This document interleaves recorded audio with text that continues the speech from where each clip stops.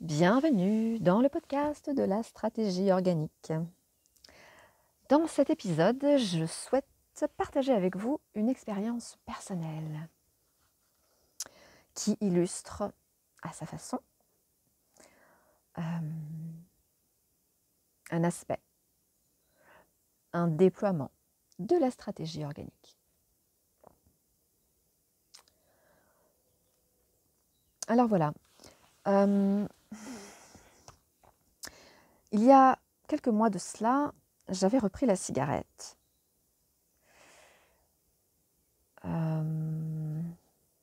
J'avais repris la cigarette suite à une grosse déception sentimentale. Et donc, de manière,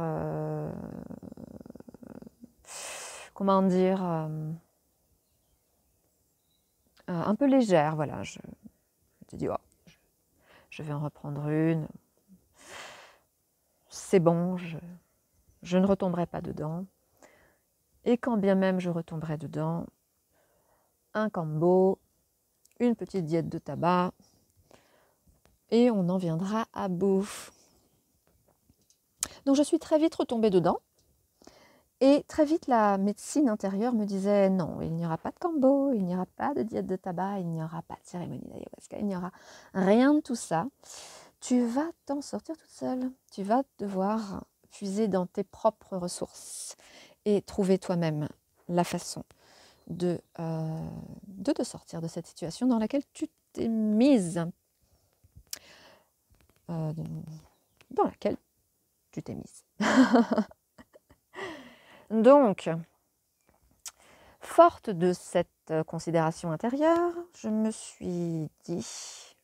Bon, déjà, j'ai eu la chance de pouvoir bénéficier d'un temps assez long, à peu près 2 mois, où j'ai pu me consacrer à moi, donc dans une retraite personnelle, individuelle, en solitaire, dans un endroit sans amis à proximité, sans personne, sans famille, sans rien, donc vraiment toute seule, dans une région inconnue où j'ai aucun repère, aucune connaissance.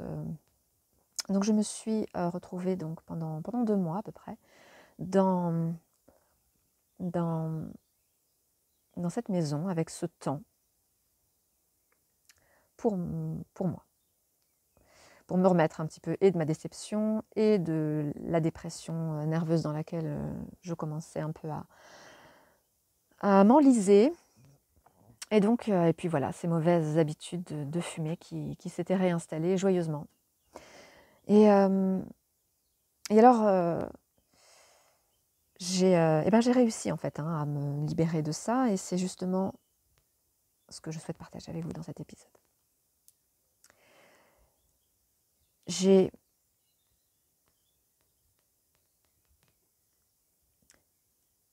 quotidiennement adressé mes souhaits à moi-même, à l'univers, en me connectant profondément à ce que je souhaite, à ce que je veux.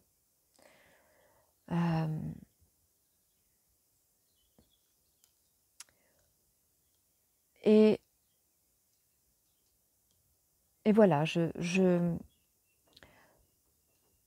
demandais, ou plus que demandais, c'est j'affirmais. J'affirmais, je déclamais, je décrétais que je ne voulais pas fumer. Que je ne voulais pas fumer.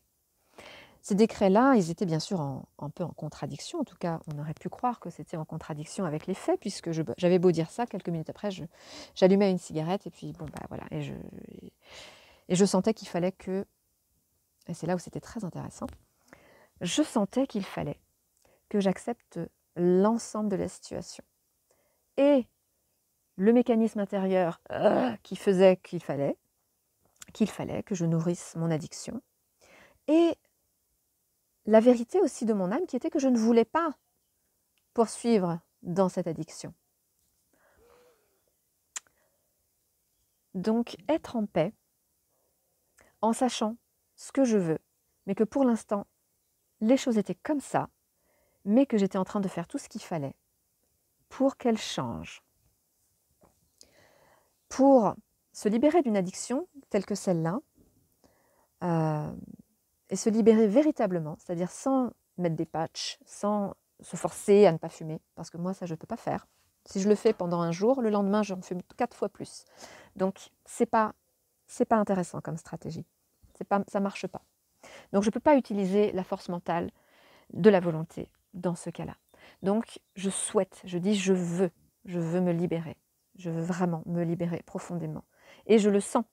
Je suis bien sûr en cohérence, dans le sens où je ressens du plus profond de mon âme que je ne veux pas fumer. Je ne veux pas fumer. Je le sais, je le sens. Et je le dis clairement tous les jours et plusieurs fois par jour. Mais il y a, encore une fois, ce mécanisme, cette addiction qui est présente dans l'information du corps. Donc c'est corporel, hein, il y a ce besoin, cette addiction. Donc j'y réponds. J'y réponds. Cette addiction, elle est le fruit de beaucoup de blessures, de beaucoup de choses. C'est un fouillis voilà, très, très profond. De dépendance affective. Voilà, on ne rentre pas dans les détails parce qu'on a tous un joli bagage de blessures qui nous amènent à avoir des comportements autodestructeurs ou de désamour envers soi. Plus généralement, c'est ça, hein, du désamour, parce que ça peut être plus discret que l'autodestruction, c'est relativement visible, mais bien souvent, on prend soin de soi, mais ça n'est pas pour autant qu'on est vraiment dans l'amour de soi. Donc, voilà, derrière ce désamour de soi, sous ce désamour de soi, il y a un pataquès, là, un bagage énorme de traumas non résolus, d'héritage transgénérationnel, voilà, de cette humanité vraiment blessée. Donc, intentionner de se libérer de l'addiction, ça implique eh bien, de libérer pas mal de choses à ce niveau-là. Et donc, libérer ces traumas blessés, ça implique de restaurer de l'amour de soi. Et cet amour de soi finit par agir. Donc, sans que je le décide consciemment. Consciemment et volontairement, ce que je faisais, c'était poser mon attention sur « je ne veux pas fumer » et j'entends que cela implique de guérir quelque chose.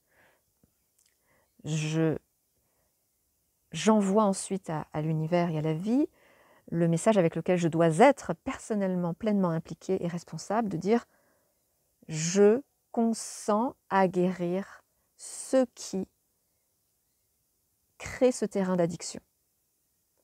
Et il faut accepter ça, en tout cas moi c'est ce que j'ai fait, et accepter les conséquences, parce que accepter de guérir, ça veut dire plonger dans la blessure, ça veut dire raviver les souffrances, ça veut dire passer un sale quart d'heure, en tout cas potentiellement. Donc voilà, on y va. C'était mon souhait. Parce que voilà, mon envie de m'aimer, mon envie d'être vivante, d'être pleinement dans la joie, parce que pour avoir été non-fumeuse sur les 5 années qui précédaient, c'était quelque chose que je ne voulais pas perdre. Il n'était pas question que je perde ça. D'avoir goûté à la pleine santé, d'avoir goûté à l'alignement avec le vivant, je ne voulais pas le perdre. Et donc j'étais prête à plonger dans la blessure. Et bon, avec tout le travail que j'ai déjà fait avant, etc., j'ai la chance aujourd'hui que quand je plonge dans la blessure, même si c'est extrêmement difficile, hein, ça peut être des nuits entières à pleurer, à souffrir, à revivre quelque chose et à pleurer, quoi, mais plus que pleurer, c'est-à-dire à être vraiment dans le brassage des entrailles, quoi, qui dure. J'ai la chance que ça se fasse avec énormément de douceur parce que j'ai vraiment réactivé la présence en fait, le contact avec le vivant. Donc, on peut y aller, on peut y aller. On peut y aller, parce que je suis une petite nature, hein, faut pas s'illusionner. Hein. Il y a beaucoup de courage, il y a beaucoup de voilà, mais je suis une petite nature et la vie, elle me tient la main. Elle me tient la main. Donc voilà, j'ai plongé dans des choses très très très très vivantes, hein, très viscérales, des souvenirs d'enfance, etc. Et puis, ça s'est élargi à plus que ça. Ça s'est élargi, donc, comme je l'ai déjà mentionné, voilà, il m'a été demandé de regarder le film Les Survivantes et d'aller plus loin, de regarder les interviews des personnes, des intervenantes de ce film, etc. De plonger dans ces informations-là qui constituent, ces informations-là, elles constituent en fait des éléments qui expliquent et rendent compte du tissu énergétique, fréquentiel, vibratoire, d'asservissement en fait, hein, et de la présence de la souffrance sur Terre. En tout cas sur beaucoup d'humains ici. Donc, plonger là-dedans. Donc voilà, j'en ai été malade, j'ai purgé, voilà, sur 2 jours, mais toujours avec cette présence, mais avec quand même des moments où on lâche la main et où on est toute seule dans le désespoir. Mais on y va parce qu'on est dedans. Et puis ensuite, mais vraiment de manière très, très naturelle, ça vient comme ça, comme une idée qui traverse. Et j'ai senti que j'avais vraiment envie de me couper les cheveux. Et donc j'ai été faire cette coupe énergétique. Pareil, j'en ai aussi déjà parlé dans une autre vidéo qui doit être retour sur 10 semaines de retraite. Hein, je crois que ça doit être ça. Elle a été publiée il n'y a pas très longtemps. Et cette coupe énergétique, donc elle était énergétique. Donc j'ai posé une intention et la personne qui coupe les cheveux le fait en conscience et vraiment en lien avec ce travail de libération que j'étais en train de faire. Le lendemain de la coupe énergétique,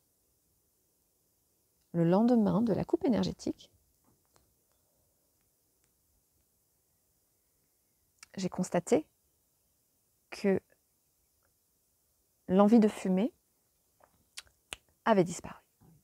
Elle avait disparu. Et elle n'est jamais revenue. On est plus de 3 mois après. On est plus de 3 mois après. Je traverse des périodes de stress intenses, mais j'ai des outils à travers la respiration, qui d'ailleurs a remplacé l'addiction au tabac. Il y a un lien. Je vous laisse voir ça. Fumer, respirer.